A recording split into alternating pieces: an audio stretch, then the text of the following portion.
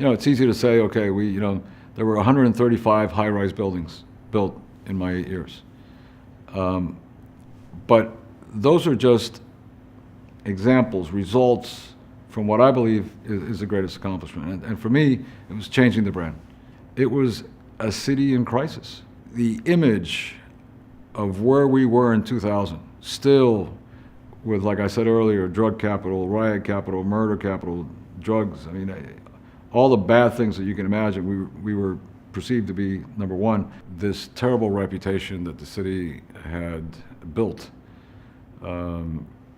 could not be the lasting legacy and impression that was created by my father, my mother, my parents, and so many other parents who had worked so hard to make the American dream possible for those of us that have been raised here. People talk about that as being campaign rhetoric and just being a talk, but no, it's real. People invest in their city when they believe in their city. Outsiders invest in a city when they believe in a city, and they can tell what the psyche of the city is. When a city is down on itself, boy, you can see it. You can see it in the business leaders. You can see it in the schools. There's just this malaise, this doldrum that people get caught in, and that's what I was faced with. And changing that attitude and that culture was my biggest challenge, and it was something that I'm most proud of. So I had very specific goals. I wanted to see the city have a higher self-esteem. I wanted the city to have a better reputation. I wanted the city to be on a much stronger fiscal ground. I wanted to put money away in the bank so that during the next fiscal crisis, there was a backup for the next mayor. And I wanted there to be a new vision for the city. The city had always been referred to as an old mill town. I wanted to bring in outdoor recreation. I wanted to revitalize the mills so that people could see that there was a new way for the city to think about itself, to be defined. And I made a commitment and stated it publicly that I wanted to be the mayor that revitalized downtown because it was an important employment center. It was important for a community to have a good downtown that people visiting see, and they draw so many of their images, perceptions from what they see when they visit a city. I revitalized downtown with a number of projects, but the key one was a minor league baseball team. Going to a baseball game, the weather's nice, kids go with their parents and grandparents.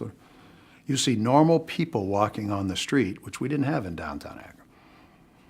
You feel less concern about safety because you see everybody coming to the game, and then you realize, oh, that's where Brico's is. That's where the Chinese read. Oh, I'll come back. And it gave people a good reason to come downtown. The Chicago Cubs spring train in Mesa, and spring training is huge business. Hundreds of millions of dollars a year. Tens of thousands of people come into Arizona during March for spring training baseball. So it's a huge industry.